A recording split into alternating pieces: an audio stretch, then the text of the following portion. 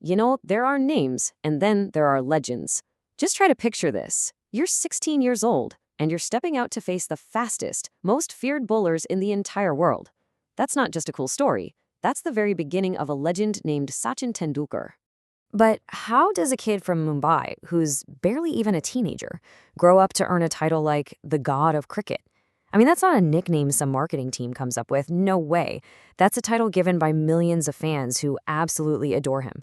So you have to ask yourself, how does a person even achieve that?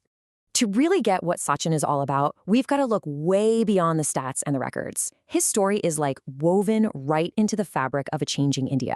Back in the 90s, the country was just opening up to the world, and it was desperately searching for heroes, for some kind of proof of what it could be. And in Sachin, it found exactly that, a symbol of hope. And that legendary persona, it was forged right there in the crazy, bustling streets of Mumbai. In a city of a million dreams, this one young boy had only one thing on his mind: cricket.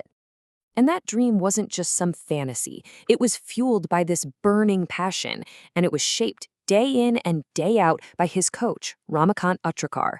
Imagine practicing for endless hours, pushing yourself so far past exhaustion you can barely stand, and then doing it all over again the next day.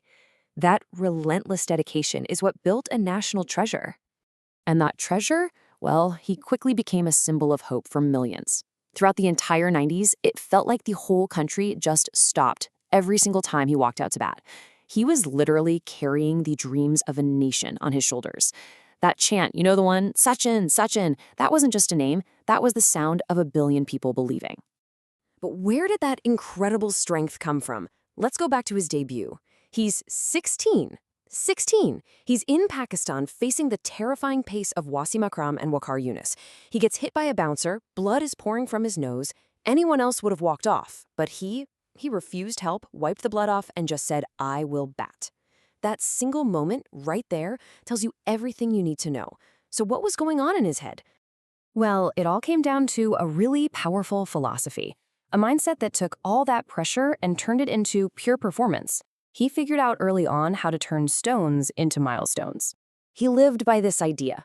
People throw stones at you, and you convert them into milestones. Just think about that for a second. Every bit of criticism, every challenge, every single fastball aimed right at his head, he didn't see it as an obstacle. He saw it as an opportunity. So this is the key, this milestone mindset. It's all about reframing every single setback, whether it was an injury, a slump in his form, or just the insane weight of a billion expectations. He saw it all as just the next marker of success on his journey to greatness. A mindset like that doesn't just build an incredible career. It forges an endearing legacy. And that legacy is so powerful, it's still inspiring people today, long after he retired, finding a whole new life in our digital world. His legacy has basically turned into a digital shrine.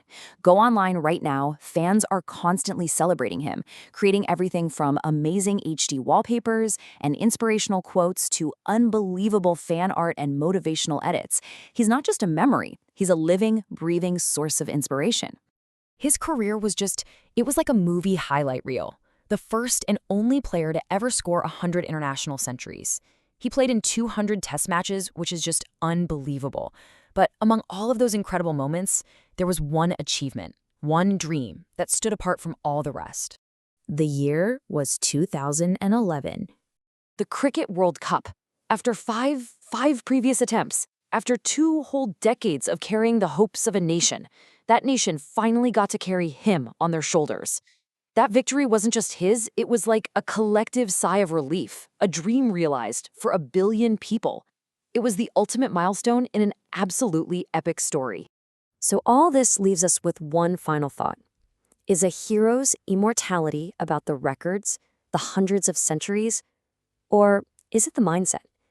The one that lets you take every single stone thrown your way and use them to build a monument of hope that inspires a billion people. What do you think truly makes a hero immortal?